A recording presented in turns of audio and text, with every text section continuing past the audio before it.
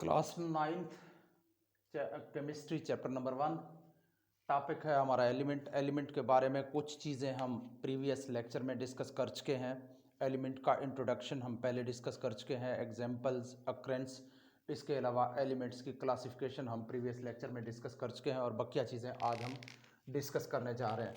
तो सबसे पहले सिंबल्स एलिमेंट को सिंबल से जाहिर किया जाता है। ये एलिमेंट्स के नामों के एब्रीविएशन होते हैं, an abbreviations.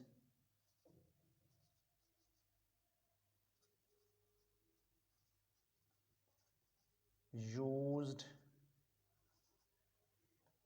For the name of element is called symbol. Examples, symbols की एग्जाम्पल जैसे हाइड्रोजन को हम H से जाहिर करते हैं, हाइड्रोजन H, कार्बन को C, ऑक्सीजन को O, नाइट्रोजन को N, फास्फोरस को P, पोटाशियम को K।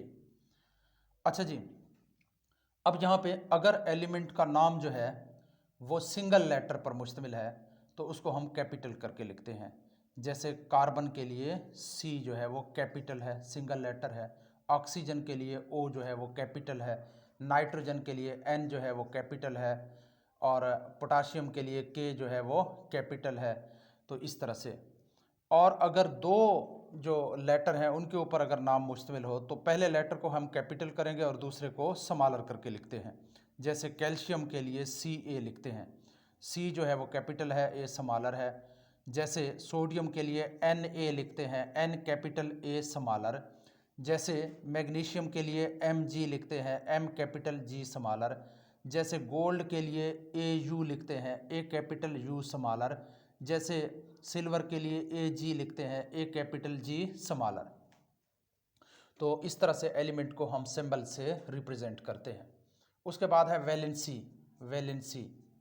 वैलेंसी क्या है बच्चे? एलिमेंट जो है वो इकट्ठे रहना पसंद करते हैं, अकेले नहीं रह सकते। एलिमेंट के जो एटम्स हैं वो कंबाइन होना पसंद करते हैं, कंबाइन होके रहते हैं। तो एक एलिमेंट के एटम्स जो है वो मुख्तलिफ तरीक़ों से आपस में कंबाइन होते हैं।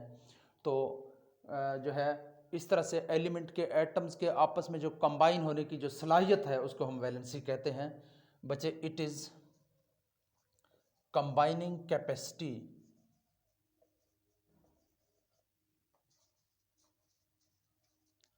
of an element with other element।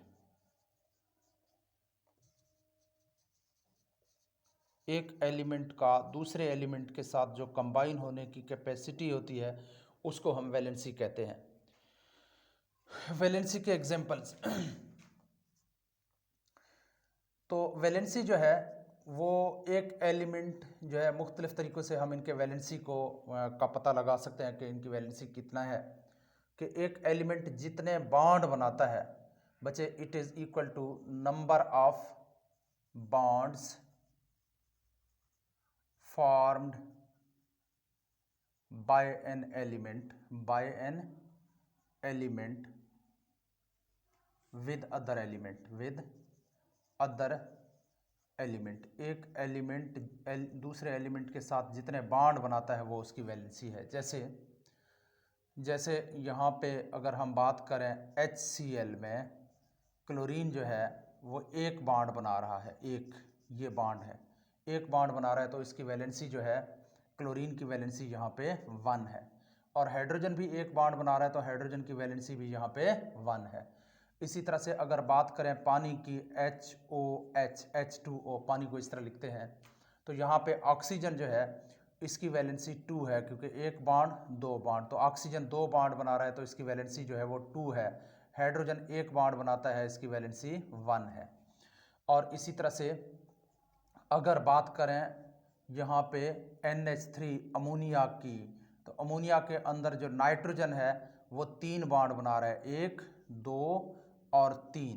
तो नाइट्रोजन की जो वैलेंसी है वो 3 है, जबकि हर हाइड्रोजन जो है वो सिर्फ एक बॉन्ड बना रहा है, इसलिए हाइड्रोजन की वैलेंसी यहाँ पे 1 है। अगर हम देखें CH4 मीथेन के अंदर, मीथेन में कार्बन जो है वो 4 बॉन्ड बना रहा है, 1 2 3 और ये 4। तो कार्बन की जो वैलेंसी है यहाँ पे 4 है और हाइड्रोजन की जो वैलेंसी है, हर हाइड्रोजन एक बॉन्ड बना रहा है, तो वैलेंसी जो है वो 1 है। इसके अलावा एलिमेंट की वैलेंसी का एक दूसरे तरीके से भी अंदाज़ा लगाया जा सकता है। अब जैसे ये तो कोवलेंट कंपाउंड है, यहाँ पे बॉन्ड हम जाहिर करते हैं, आयनिक कंपाउंड में बॉन्ड्स को जाहिर नहीं किया जा सकता, तो वहाँ पे फिर हमें एलिमेंट की वैलेंसी का अंदाज़ा कैसे होगा? वहाँ पे एलिमेंट की वैलेंसी का अंदाज़ा इस तरह से होगा कि आयनिक कंपाउंड में एक एलिमेंट जो है वो जितने इलेक्ट्रॉन लूज करता है या गेन करता है, तो आयनिक कंपाउंड में एलिमेंट वैलेंसी जो है किस चीज़ के बराबर होता है बच्चे? Valency of an element in ionic compound, valency of element ionic compound के अंदर जो एलिमेंट की जो वैलेंसी होती है वो बराबर है नंबर ऑफ इलेक्ट्रॉन्स के, नंबर ऑफ इलेक्ट्रॉन गेन और lose by an atom, by an atom. एक एटम जितना इलेक्ट्रॉन गेन करता है या जितना इलेक्ट्रॉन लूज करता है वो उसकी वैलेंसी के बराबर है।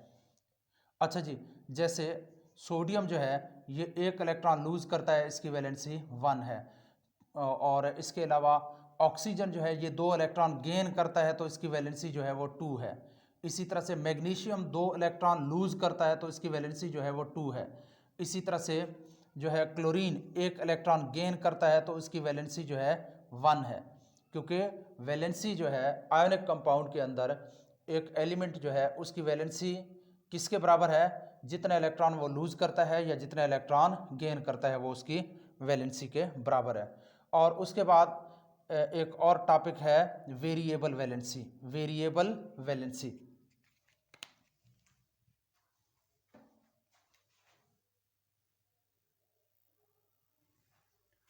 Variable valency, variable valency. अब कुछ एलिमेंट इस तरह के हैं जो मुख्तलिफ कंपाउंड्स में मुख्तलिफ वैलेंसी शो करते हैं, एक से ज़्यादा वैलेंसी शो करते हैं। एक कंपाउंड में वैलेंसी और होता है, दूसरे में और होता है, तो ऐसे वैलेंसीज को हम कहते हैं variable valencies. Some elements show more than one valency, एक से ज़्यादा वैलेंसी शो करते हैं। This is called variable valency of element, variable valency, इसको हम वेरिएबल वैलेंसी कहते हैं। जैसे एग्जाम्पल, जैसे फेरस सल्फेट FeSO4, ये क्या है? Ferrous, FeRous, ferrous sulphate.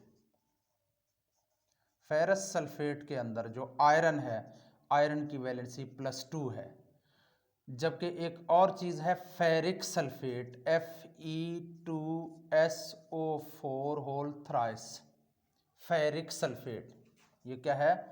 Ferric sulphate. Ferric लफ्ज़ छोटे वैलेंसी के लिए यूज़ किया जाता है, बल्कि बड़े वैलेंसी के लिए, और फेरस छोटे वैलेंसी के लिए। Ferric sulphate, ferric sulphate, ferric sulphate में जो आयरन की वैलेंसी है वो +3 है। तो इस तरह से अब फेरस सल्फेट में आयरन जो है वो +2 वैलेंसी शो कर रहा है, जबकि फेरिक सल्फेट में +3 वैलेंसी शो कर रहा है। इस तरह से एक ही एलिमेंट है, लेकिन यहाँ पे ये मुख्तलिफ कंपाउंड्स के अंदर मुख्तलिफ वैलेंसीज जो है वो शो कर रहा है। इसी को हम वेरिएबल वैलेंसी कहते हैं।